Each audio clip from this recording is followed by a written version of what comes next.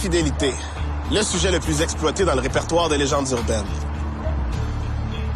Et dans ces contes modernes, le péché de luxure mène tout droit en enfer.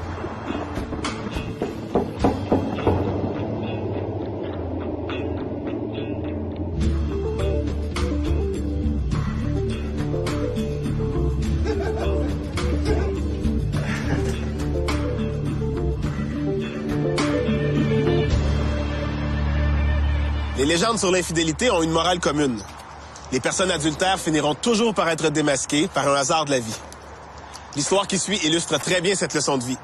Elle aurait commencé à se propager aux alentours de 1942. Il s'agirait d'une blague qui a grossi et qui a abondamment circulé entre les employés des compagnies aériennes au début de la Seconde Guerre mondiale.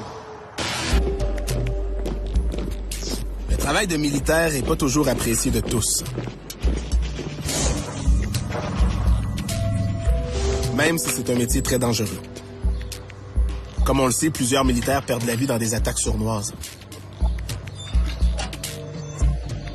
Il y a une compagnie aérienne, elle, qui a décidé d'honorer ces femmes et ces hommes qui partent au front.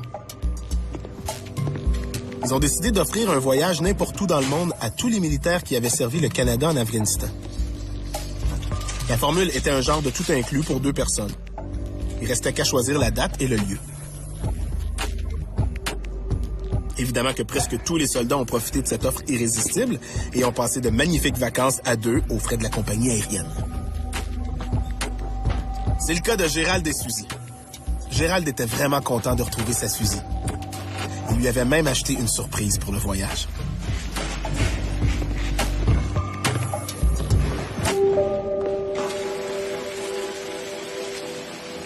Ils avaient choisi de faire une escapade dans les pays scandinaves, dans un magnifique spa.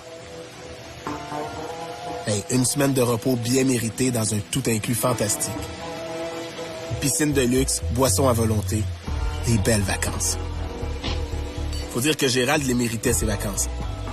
Il avait été en charge de missions particulièrement dangereuses et il avait risqué sa vie à plusieurs reprises. Et Suzy, qui l'avait attendu pendant tous ces mois-là, elle aussi, elle les méritait, ses vacances. Alors ce petit voyage-là allait leur permettre de se retrouver. Gérald était comblé. Un voyage vraiment à son goût avec la femme qu'il aimait. Le bonheur, quoi.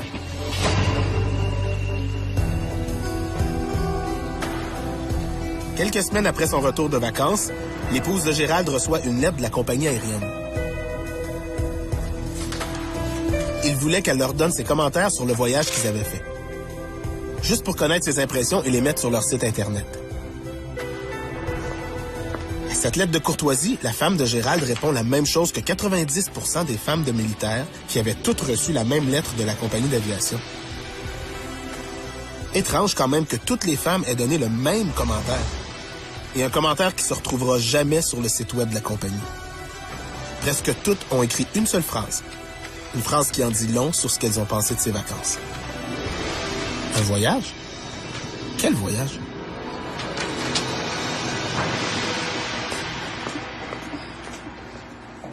L'image première qu'on a d'un militaire, je dis bien première, avec tous les reportages, on se rend compte que c'est pas évident.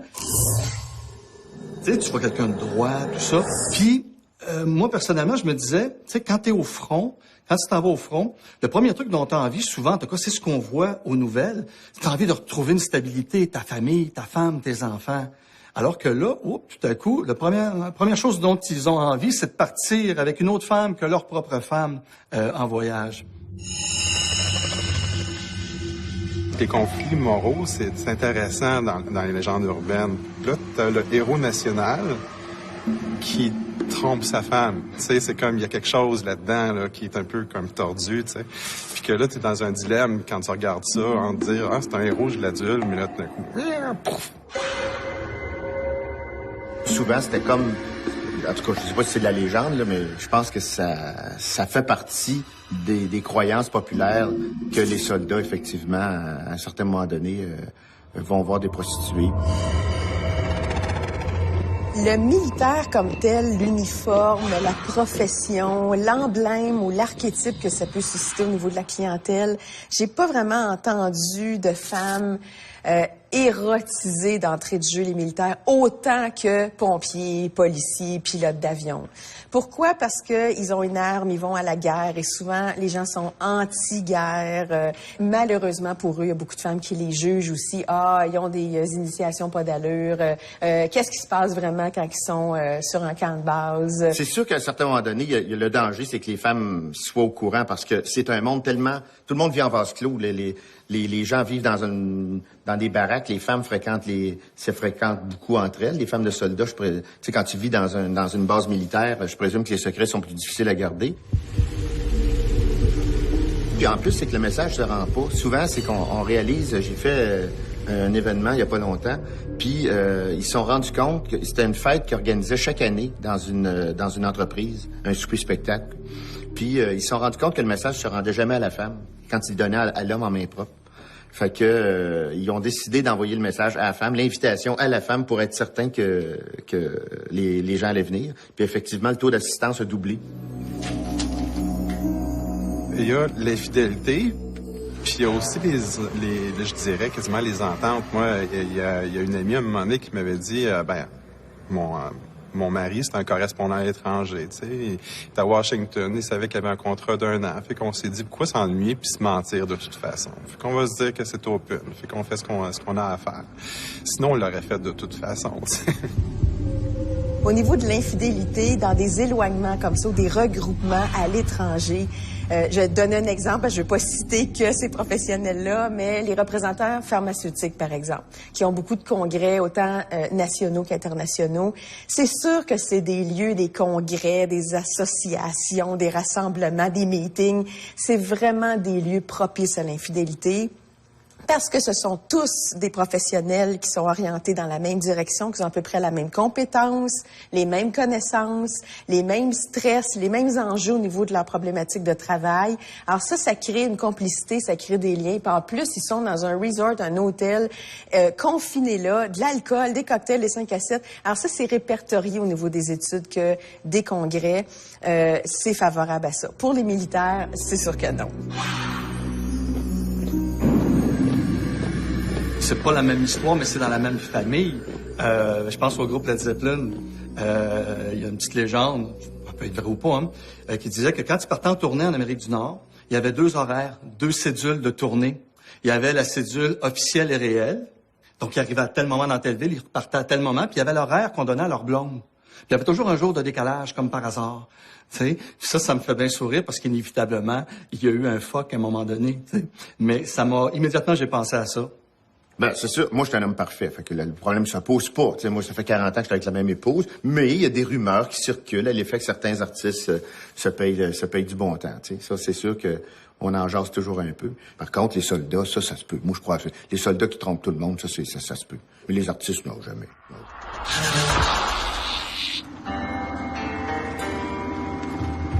On retient de cette légende qu'une personne adultère sera découverte et punie.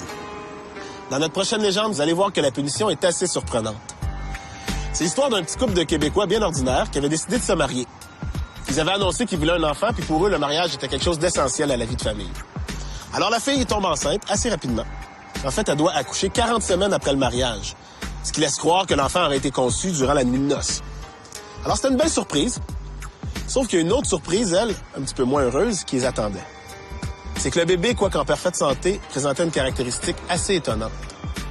Il avait la peau noire, alors que le couple avait aucun ancêtre noir dans sa généalogie.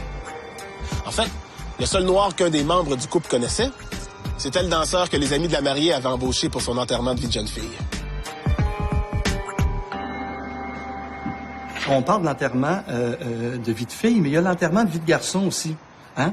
Tu as l'autre version où finalement, c'est la version, je l'appelle la version animalière plutôt. La version animalière, c'est-à-dire c'est le gars qu'on amène dans un bar, topless, on lui bande les yeux, et puis à un moment donné, on lui fait une fellation, puis il est convaincu que c'est une des danseuses, puis finalement, quand on ôte son bandeau, ça peut être une brebis, un agneau ou un veau. Puis là, naturellement, il faut qu'il explique à sa femme l'état pathétique dans lequel est son sexe, inévitablement. Donc, tu vois, ça, c'est une version hardcore. C'est une fausse nouvelle que j'ai su, mais quand on m'en a parlé, on m'a pas dit que c'était une fausse nouvelle du Brésil. Alors, une conjointe de militaire, quand lui est parti, elle était enceinte et finalement, quand il est revenu de sa mission, elle a accouché d'un bébé noir et elle lui a fait croire que ben là, c'est parce que j'écoutais un film porno 3D, puis là, c'est n'importe quoi. Là, je peux bien croire que la technologie est rendue à des points, là, mais de là, à ce que... Ça, c'est tout le fantasme de bien du monde que l'actrice porno, elle sort de l'écran, où je peux rentrer dans l'écran puis je joue la scène, là. Mais ça, c'est vraiment, vraiment tiré par les cheveux. Mais ce qui est encore plus tiré par les cheveux, c'est que le militaire l'a cru. Il existe également une version où il y aurait non pas un, mais 2 bébés, un blanc et un mulâtre, ce qui serait pas absolument impossible. D'ailleurs, selon Fox News, une femme de Dallas aurait accouché de jumeaux de 2 pères différents. Phénomène rare, mais possible.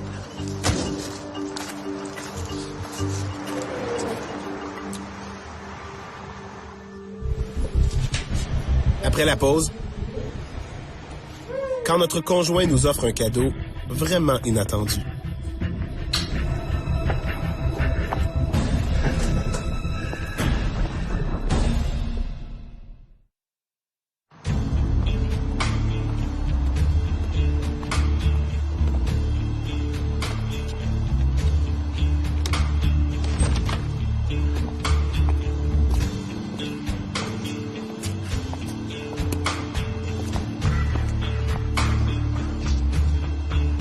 Être infidèle de nos jours, ça semble de plus en plus difficile. Avec les cellulaires, les réseaux sociaux, il n'y a pas moyen de faire 100 pas sans que quelqu'un nous voie et en avise tout de suite nos amis. On peut donc faire confiance à personne, pas même à son propre chien. Comme dans la légende qui suit. C'est l'histoire d'un homme qui tous les jours promenait son chien pendant de longues heures. Soudainement, l'homme tombe malade. Alors c'est sa femme qui prend le relais pour les interminables promenades du chien. Elle part un jour avec le chien en laisse. Celui-ci a l'air de vouloir suivre un chemin qu'il connaît par cœur. Il traîne donc la femme jusqu'à une maison près de chez elle. Il monte sur le balcon, puis il s'assoit devant la porte d'entrée. La femme essaie de le tirer pour poursuivre la route, mais non, le chien refuse, il reste là. Soudainement, une femme en petite tenue vient ouvrir la porte de la maison. Elle a l'air étonnée de voir une femme promener le chien, mais le chien, lui, a l'air de connaître l'hôtesse de la maison. Et oui, le chien avait traîné sa maîtresse vers une autre maîtresse, celle de son mari. Mais c'est crédible en plus parce que le chien, c'est vrai que j'ai vu un film l'an dernier, justement, d'un chien qui va attendre son maître. Le maître est décédé. Puis tous les jours, pendant toute la durée de vie du chien, il s'en va au train attendre son maître. Puis je me souviens plus du titre du film, mais je me dis ça se peut effectivement. Puis surtout ce type de chien-là, qui est un chien particulièrement intelligent. Je pense que dans tout ce qui est dit, l'élément déterminateur commun de toutes les légendes au niveau de l'infidélité, c'est faites attention parce qu'à un moment donné, ça va se savoir. Il y a toujours des traces. Avec la madame en plus qui l'attend. C'est toi, chérie? Non. Notre prochaine légende semble inspirée d'un film de 1939 intitulé Daytime Wife, dans lequel un homme ignore que son épouse a un emploi et un patron assez généreux. Ce scénario est devenu une légende fort populaire dans les années 40 et qui circule toujours, comme pour rappeler aux hommes que les femmes aussi peuvent être infidèles. Quand notre conjoint part en voyage tout seul, on a toujours une petite arrière-pensée, non? C'est normal de se méfier, il y a tellement de monde qui se trompe. Ben tiens, comme ce qui est arrivé à un ancien collègue, André et sa femme. Et je les ai perdus de vue depuis longtemps, mais on a une connaissance commune qui m'a raconté ce qui s'est passé.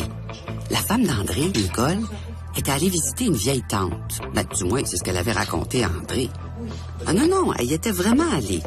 Mais elle n'était pas restée ben longtemps chez sa tante. Elle avait plutôt dormi chez son jeune amant qui habitait la même ville que la tante. Elle avait pensé à tout. Elle avait visité la tante quelques heures afin de pouvoir téléphoner à André puis que l'afficheur donne bien le numéro de la résidence pour personnes âgées. Une vraie ratoureuse. Pauvre André, qu'on se disait. Oui, allô, André, c'est moi. En tout cas, elle a passé quelques jours chez son amant puis il a même offert un manteau de fourrure magnifique, très, très cher. Comme elle pouvait pas revenir avec le manteau sur le dos puis faire semblant que c'était sa tante de 98 ans qui avait donné ça, elle a eu une idée pas mal brillante. Arrivée à l'aéroport, elle a mis le manteau dans un casier en consigne. Le reste de son plan était assez simple. Elle était même très fière. André y verrait juste du feu. Elle lui a expliqué qu'elle avait trouvé la clé par terre. Et, comme qui trouve garde, elle garderait ce qui se trouve dans le casier. André, qui était pas plus scrupuleux que sa femme, a trouvé que c'était une bien bonne idée. Tellement bonne, en fait, qu'il a décidé d'aller lui-même chercher le contenu du casier. Et c'est là qu'il a découvert le superbe manteau. Sans doute une voyageuse qui s'en allait dans le sud puis qui avait pas besoin de son manteau. Oh, c'est dommage pour elle, qui se dit. Il est revenu à la maison et il a remis une boîte à sa femme. C'est ça qu'il y avait dans le casier qu'il dit. Une couverture. Nicole s'était fait prendre à son propre jeu. Elle pouvait tout de même pas y avouer qu'il y avait autre chose dans le casier. Mais qu'est-ce que lui avait bien pu faire du manteau de fourrure? Ben, disons que depuis ce temps-là, il y a une secrétaire qui porte un manteau de vison qu'elle aurait eu bien du mal à s'offrir.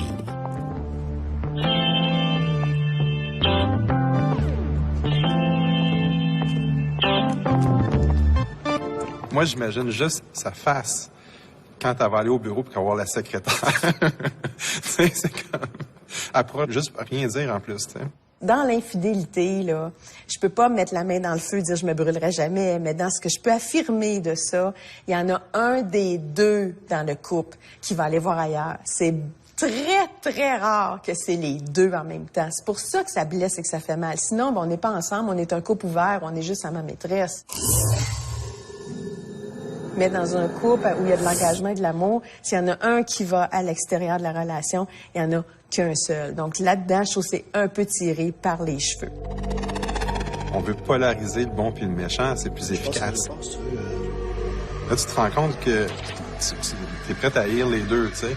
Dans le fond, tu les haïs pas tellement, tu les trouves tellement pathétiques que t'en ris, tu sais. La femme, non seulement, elle perd son vison, mais en plus, elle perd ses illusions parce qu'elle se rend compte que son mari la trompe aussi.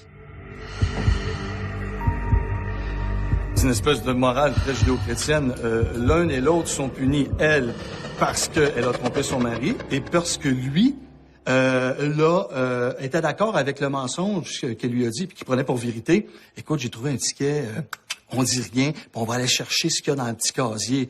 Fait qu'à quelque part, c'est ça. C'est vraiment, j'imagine que c'est, je vois un roi Salomon qui fait, eh ben, vous êtes tous les deux coupables.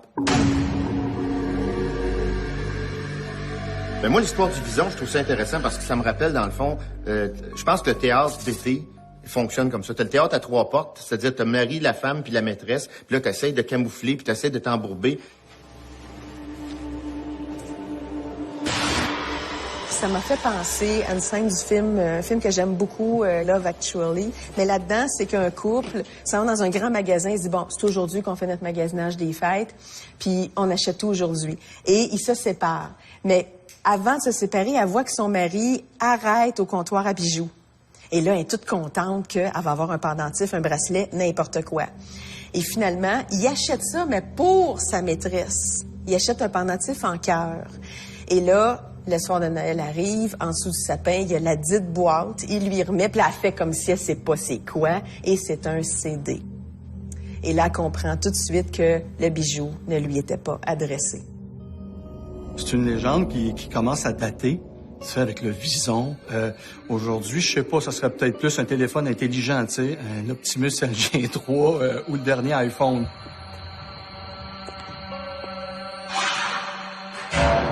Il y a une certaine part d'hypocrisie sociale, là, c'est quand chacun vit sa vie en parallèle, chacun veut montrer que tout va bien, c'est le paraître l'emporte sur la vérité, dans le fond. Puis ça, je trouve ça un peu poche comme situation. Ça devait être un couple qui devait pas être... qui s'éclatait bien. Et essayez de pas embarquer là-dedans. Soyez vrai, soyez honnête. Ça, c'est bien moins compliqué, me semble.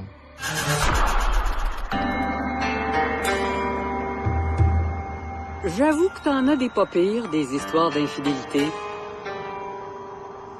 Mais je vais te raconter la meilleure. Un homme et sa maîtresse louent un chalet pour un week-end intime. Le soir, ils entendent des rires dans le chalet d'à côté. Puis comme ces gens-là ont l'air d'avoir bien du fun, ben ils décident de prendre une bouteille de vin, d'aller se présenter, en espérant que les voisins seront ouverts à un échange de coups. Mais une surprise les attendait. Les locataires de l'autre chalet, c'étaient leurs conjoints respectifs, partis ensemble de leur côté pour un week-end intime.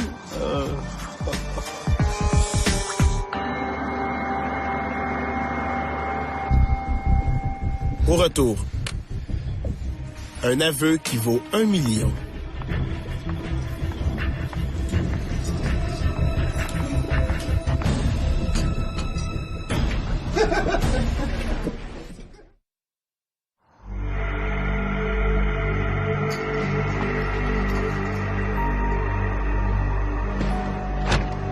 Argent et infidélité, un cocktail explosif. Comme en témoigne notre prochaine légende, repérée sur le web en 1996. Il y a une femme qui se doutait bien que son mari la trompait depuis quelque temps. Elle fermait habituellement les yeux, mais dernièrement, il était allé trop loin. Il n'était pas rentré dormir à la maison plusieurs nuits de suite le mois passé. Il avouerait jamais ses petits passe-temps parce qu'il avait trop peur de perdre l'argent qu'elle y assurait. Mais elle avait un plan qui le forcerait à tout avouer. Non, des escapades nocturnes, ça passait pas. Elle avait enduré les regards qu'il portait aux autres femmes parce qu'il était plus jeune qu'elle, puis très beau. Et puis, ses amies étaient toutes jalouses, alors ça l'aidait à passer l'éponge. Elle savait aussi qu'il n'oserait jamais la quitter parce qu'il était à l'argent, et puis que l'argent, c'est elle qui en avait. Puis le divorce lui rapporterait rien, elle y avait fait signer un tas de papiers qui protégeait ses avoirs. Il attendait peut-être qu'elle tombe malade, ou qu'elle meure. Après tout, il y avait plus de 20 ans de différence. Mais elle prenait vraiment pas le fait qu'il lui mente en pleine face. Puis les racontars sur son compte lui déplaisaient assez pour considérer vivre seule. Elle pourrait bien le laisser. Mais ça lui prenait des preuves de son infidélité. Puis ça, elle en avait pas. Parce que si elle était pas une imbécile, le gars non plus. Il laissait aucune trace. Alors elle avait imaginé un petit scénario qui allait obliger son jeune mari à payer pour sa malhonnêteté.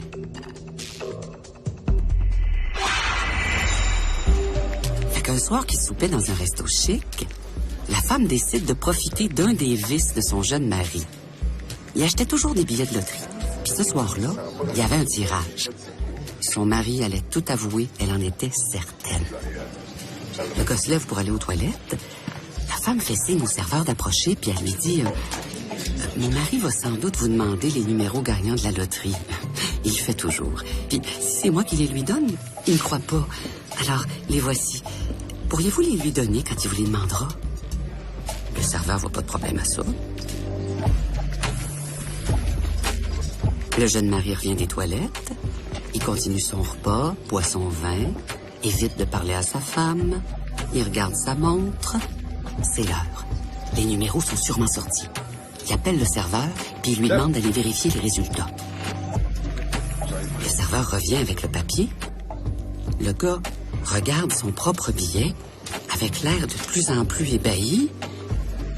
Il a gagné! Il a tous les numéros, il a remporté le gros lot!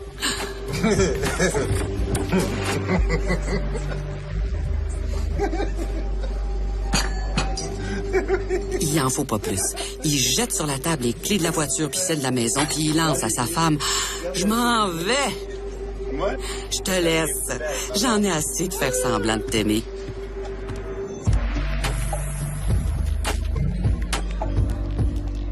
Vous l'aviez deviné, hein? C'était pas les vrais numéros gagnants.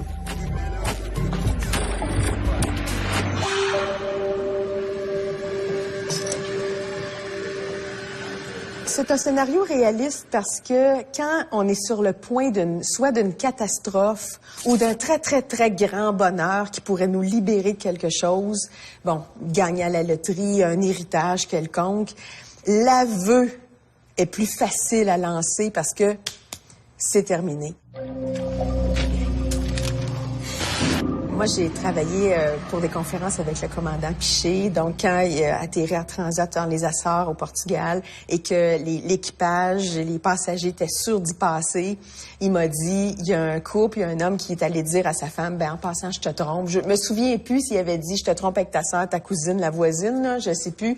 Mais il était pas content, lui, d'avoir survécu, parce que là, on va mourir. Donc, je te le dis parce que je me libère la conscience. Les gens qui avouent le font pour eux, toujours égoïstement parlant parce que ça me fait du bien. Ça va te blesser, mais ça me fait du bien.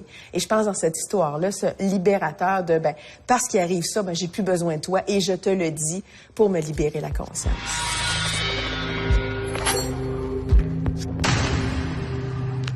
Le piège, c'est un piège typiquement féminin. Hein? C'est comme la fameuse question qu'une femme va te poser. Est-ce que ça me fait bien? Préfères-tu la robe blanche ou la robe noire? Peu importe ce que tu vas répondre, tu vas avoir tort. Et comme disait Patrick Huard dans un de ses premiers One Man Show, quand une femme te pose ce genre de questions-là, ferme ta gueule. T'sais, là-dedans, lui, il aurait dû se la fermer quand il y a eu le faux numéro. T'sais, j'aurais pu faire une vérification. Être un peu plus vigilant, un peu plus wise. Mais c'est facile de dire ça quand on n'est pas protagoniste dans la légende. C'est presque hollywoodien, c'est de voir la vedette un peu déchue, qui a bien de l'argent, puis qui se trouve un petit jeune qui a envie de réussir dans la vie, puis qui se dit, en mariant cette femme-là, elle a des contacts. Puis on dirait que on entend plus parler de ces choses-là dans l'industrie du show business que dans la vraie vie. La femme riche déchue qui ramasse un petit jeune, t'as pas besoin probablement de le marier, t'as juste à l'entretenir le temps qu'il fait ton affaire, après ça tu le largues, t'en prends un autre. Traditionnellement, tu vois cette histoire-là plus avec la fille, la jeune femme qui jouait le rôle de la méchante, séductrice. Puis on pense même à des histoires vraies qui sont arrivées, comme Anna Nicole Smith, la pin-up de Playboy, qui est allée quasiment faire mourir un bonhomme de 90 ans en soins palliatifs, pour toucher au milliard, tu sais. Dès qu'il y a une disparité au niveau monétaire dans une relation, on a toujours l'impression qu'il y a quelque chose qui se monnaie dans le lit, là, tu sais, c'est comme... Moi, j'aime bien, parce que j'ai toujours trouvé qu'il y avait une injustice monumentale. Un homme peut être vieux, pas de dents, laid, bedonnant. Statistiquement parlant, il y aura toujours une chance d'être avec un petit jeune. L'inverse n'est pas vrai, malheureusement. Alors, dans cette légende-là, j'aime bien que ce soit la femme qui soit avec un jeune homme. Je trouve qu'il y a une forme de... il y a un équilibre qui se met en place. La femme a une intelligence machiavélique et l'homme, c'est un maudit tata. Depuis une dizaine d'années au Québec, sinon plus longtemps, on avait parlé de ça beaucoup dans les médias, et même des études qui ont été faites là-dessus. Comment ça, à un moment donné, qu'on a les femmes qu'on mettait dans le rôle d'une germaine, dans les publicités notamment, la femme control freak, castratrice, puis l'homme, à quelque part, qui se fait toujours avoir, tu sais. Puis ça a été décrié en se disant, attends une minute, là, tu parles d'une manière de voir les rapports hommes-femmes. Et dans cette légende-là, c'est en plein ça.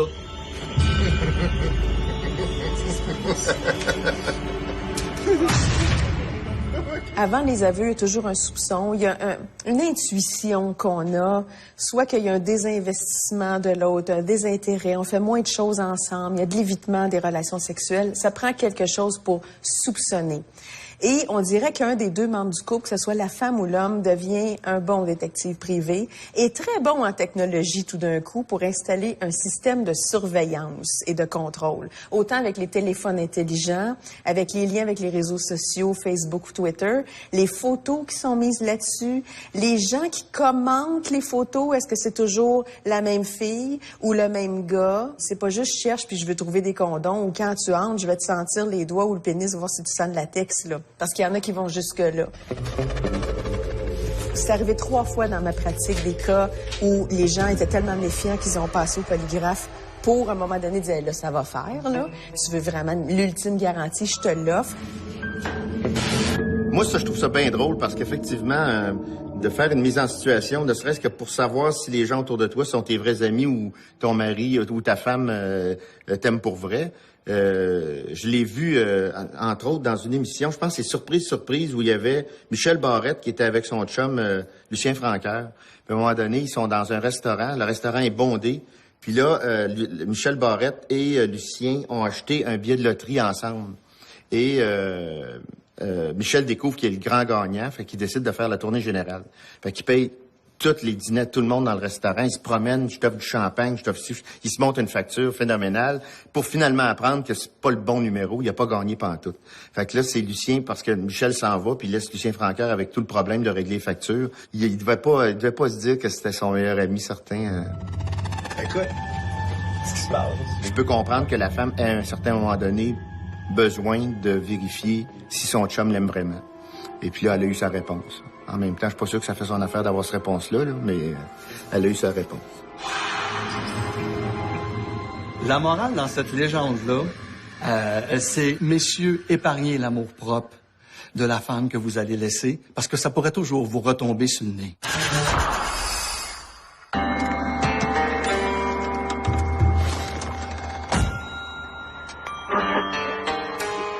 Alors, je rappelle le sujet de la ligne ouverte d'aujourd'hui, l'infidélité. Vous êtes nombreux à vous être livrés en ondes, mais l'histoire la plus marquante, on vient de la recevoir par courriel. Ça se serait passé dans le coin de Chicoutimi. Un couple s'est retrouvé dans une fâcheuse position, dans le feu de l'action, coincé dans une toute petite voiture sport. Et ils n'arrivaient même pas à se décoller l'un de l'autre et ils étaient nus par-dessus le marché. Les policiers puis les pompiers ont été appelés par des passants.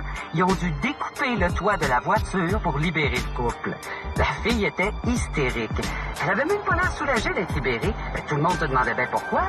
Jusqu'à ce qu'elle crie en larmes. Comment est-ce que je vais expliquer à mon mari que sa voiture a été coupée en morceaux? Ah, ça fait que le débat est relancé. Qui des hommes ou des femmes se fait prendre le plus souvent en flagrant délit d'infidélité? Ben ça, là, le thème de sexe et voiture, c'est porteur.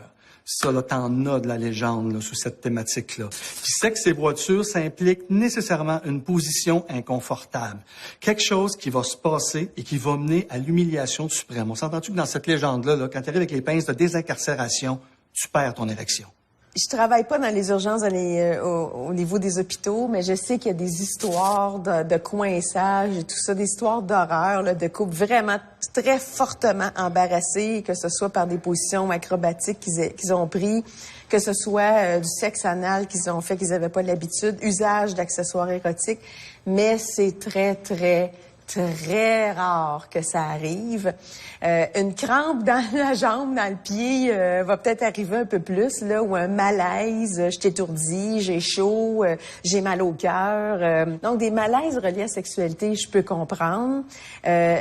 Des incidents ou des accidents, rarement le cas. Je me rappelle dans Le Monde selon Garp, hein, t'as ça dans le roman, puis dans le film, t'avais Robin Williams. À un moment donné, il est dans son entrée, chez lui, en banlieue. Il est sûr que sa femme ne reviendra pas avant le jour d'après. Et puis, il s'est fait une fellation, je pense que c'est par la gardienne de ses enfants. Puis sa femme arrive plus tôt, puis sa femme avait une habitude, c'était de fermer les phares, puis de laisser sa voiture comme ça sur le neutre arriver. Mais bang! Elle emboutit le char de son mari. Lui, clac, la mâchoire de la fille se ferme. Je vous dis pas dans quel état est le sexe. Puis en plus, la gardienne, elle se retrouve avec des broches en bouche. Faut l'assumer, que ce soit dans la voiture, dans l'hôtel, dans un parc, chez elle, chez lui, n'importe où. Il y a des répercussions à de l'infidélité, il y a des conséquences. Ça, c'en est une drastique, tirée par les cheveux. Mais si ça peut avertir les gens de « faites attention », puis choisissez un endroit plus anonyme que ça, ben ça sera ça. Son testament du 5 juin de 1950. Après la pause, un héritage qui nous a vraiment échappé.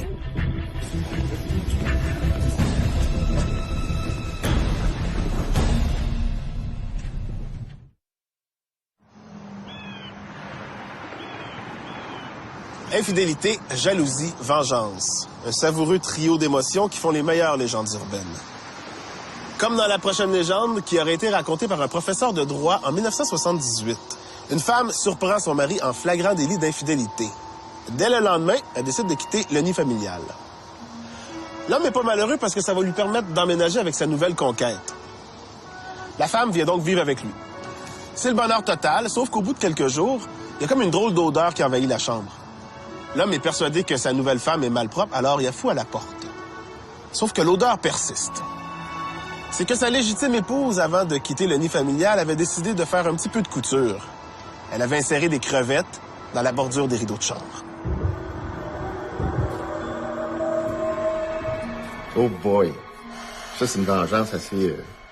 Dans le fond, c'est juste pour... C'est ça, tu vas payer pour... Ah non, ça, c'est un peu dégueulasse, ça. C'est de mauvais goût, me semble. Mais quoique, laisser sa femme pour une autre, c'est pas de très bon goût non plus, là. Fait que... Cette légende urbaine-là, hein, nous montre que la vengeance d'une femme et la vengeance d'un homme, ça n'a absolument rien à voir. Là, ça vient vraiment alimenter le cliché du côté machiavélique. Hein. C'est les liaisons dangereuses hein, de la clos. C'est vraiment le plan, mais complètement tordu et tellement en même temps efficace dans cette légende-là. Ça a l'air simple. On écoute la légende, ça a l'air simple, mais faut que tu y penses. dans le même esprit, j'ai vu à un moment donné, je me souviens plus dans quel journal, ça c'est vraiment que c'est là que tu vois que c'est de la légende, une femme qui est séparée, le gars part avec la secrétaire, il y a une entreprise, il décide qu'il vend tout, il part avec sa secrétaire vivre dans le sud. À un moment donné, il appelle sa femme, son ex, puis il dit « J'ai plus d'argent, vends la Mercedes, puis envoie-moi l'argent de la Mercedes. » Fait qu'elle dit « Pas de problème, elle a vendu la Mercedes 10 piastres. » Puis elle a envoyé 10 piastres au gars. Fait que le gars, il dit « Qu'est-ce que t'as fait? » Puis je l'ai vendu à Mercedes. Il m'avait pas dit de prix, donc je l'ai vendu. C'est tout. Notre prochaine légende peut vous paraître saugrenue. Pourtant, la réalité est souvent très proche de la fiction. Ainsi, en 1950, une veuve du nom de Margaret Jorgensen aurait rencontré un homme avec lequel elle a pris un seul repas au restaurant. Quelques mois plus tard, lors du décès de Margaret, l'homme en question a appris qu'il était son seul héritier. Où est l'infidélité là-dedans? Elle est plutôt dans notre légende. Les histoires d'un soir. On se dit que parce que c'est arrivé qu'une seule fois, on doit pas regretter, que ça changera rien à notre vie. Surtout si on a eu une aventure sur un autre continent, on se sent encore plus protégé. Mais ça peut revenir nous hanter. C'est arrivé à un collègue. En fait, au collègue d'une amie. Lui et un autre gars voyageaient ensemble. Jean et Paul, disons. Ils étaient en Europe et allaient d'une région à l'autre en séjournant dans des auberges de campagne. Fatigués au bout d'une longue journée de marche, ils voient une belle maison qui s'affiche comme un gîte. La tenancière les accueille chaleureusement. Ils décident de s'y installer pour la nuit. L'auberge est rustique, calme, pratiquement déserte. La proprio leur propose 2 chambres très confortables, pas très loin de la sienne. La dame est veuve, une jeune veuve. Elle doit pas avoir souvent de visiteurs car elle est particulièrement attentionnée et très chaleureuse avec eux. Surtout avec Paul. Paul la trouve pas mal du tout. Il la trouve même très attirante. Il en profite donc pour la charmer. Après tout, elle doit pas faire beaucoup de rencontres dans ce coin perdu.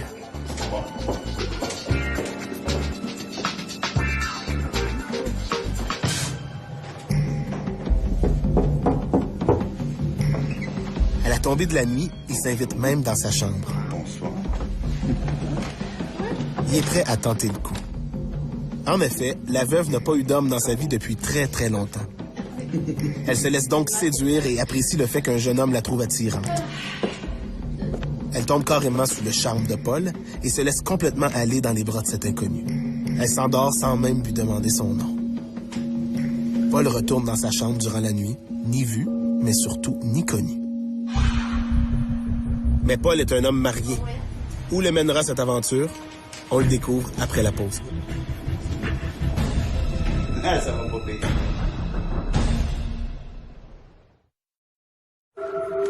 Avant la pause, on suivait les aventures de voyage de Jean et Paul, 2 amis qui visitent l'Europe.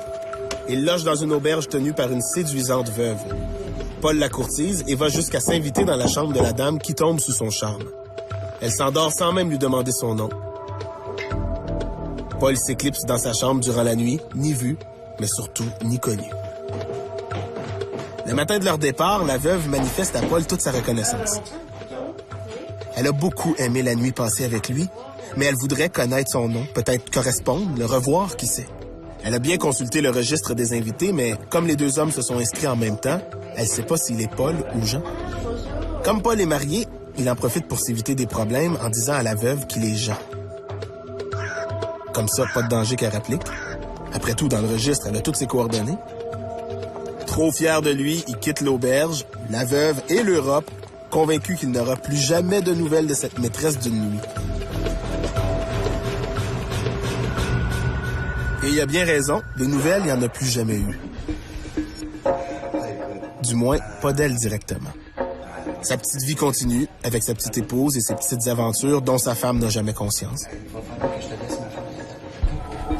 Puis quelques années plus tard, Jean appelle Paul avec une nouvelle plutôt surprenante. Tu te souviens de la charmante veuve de l'auberge en Europe? Eh bien, je viens de recevoir une lettre de son avocat. Elle est morte. Et elle m'a nommé comme son seul héritier.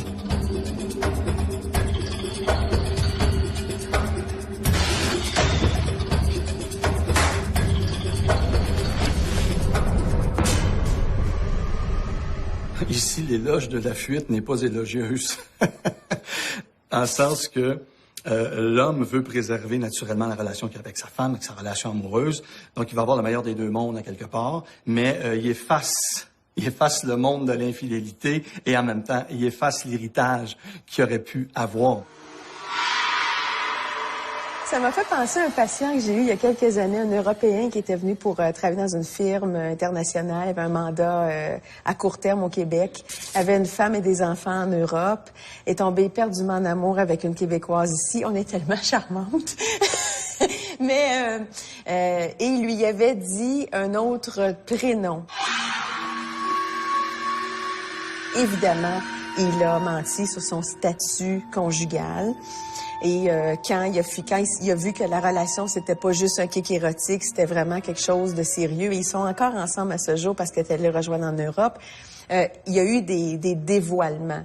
Mais la plupart des gens le font sous leur vraie identité, avec leur vrai nom. Parce qu'on dirait que quand on est enflammé érotiquement pour quelqu'un, on pense juste à ça. Une passion, ça se vit dans le corps, ça se vit pas dans la tête. Alors, on n'est pas en train de réfléchir et de penser quand on l'agit, on la ressent. J'avais un ami qui me disait, quand tu trompes ta blonde, très important, quand tu vas prendre ta douche chez ta maîtresse, lave-toi pas totalement. Quand tu reviens à la maison, c'est pas réaliste que tu aies l'odeur d'un gars qui vient de se laver pour aller travailler. Et tu prends la moitié du savon que tu utilises, puis il dit, cours un peu, tu as gardé ton odeur, mais en même temps, c'est l'odeur d'un gars qui finit sa journée. Attends, là, tu sais, ça devient complètement démentiel, là. Tu sais, au début, tu trouves qu'effectivement, il va y avoir un jugement de valeur par rapport à la personne qui trompe. Après ça, tu te demandes, c'est quoi la valeur la plus importante, tu sais, entre la bêtise et l'infidélité, tu sais, là, après ça, mais maudit cave, tu sais, t'aurais pu te laisser des traces, au moins, t'aurais eu l'argent plus tard, tu sais. Là, tu te rends compte, mais c'est quoi qui était vraiment important, tu sais. Comme l'argent, c'est pas une valeur en soi, mais c'est un beau moyen d'acheter les valeurs morales, par exemple. J'appelle ça l'arroseur arrosé, dans le fond. C'est la personne, quand ils disent « crache pas en l'air parce que ça peut te revenir d'en face », ben, c'est un peu un exemple. C'est drôle parce que j'ai vu récemment une scène des Belles histoires des pays d'en haut où on voit le frère de Séraphin arriver en ville. Puis, évidemment, son frère Séraphin, qui est pas quelqu'un de très généreux, décide de pas l'accueillir puis décide de s'en débarrasser au plus vite. Alors, le frère va s'installer chez un de ses amis.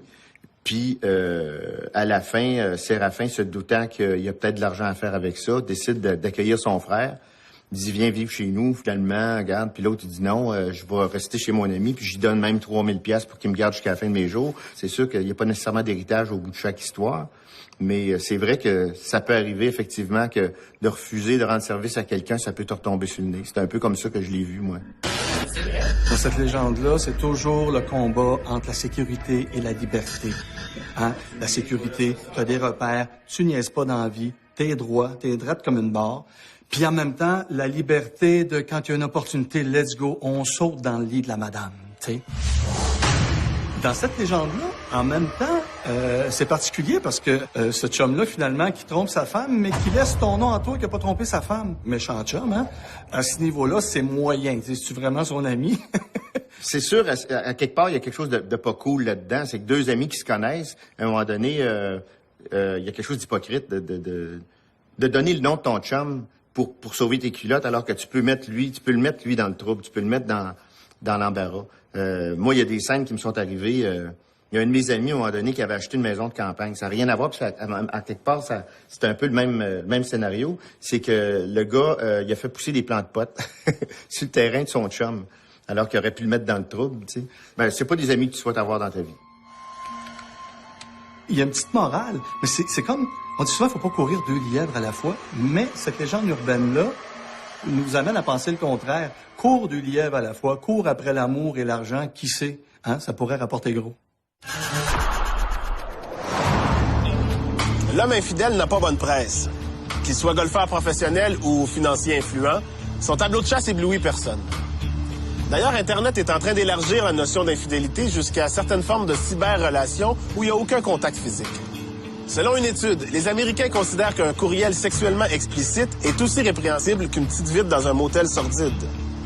Dans ce contexte-là, c'est pas demain que les légendes urbaines qui traitent d'infidélité vont disparaître.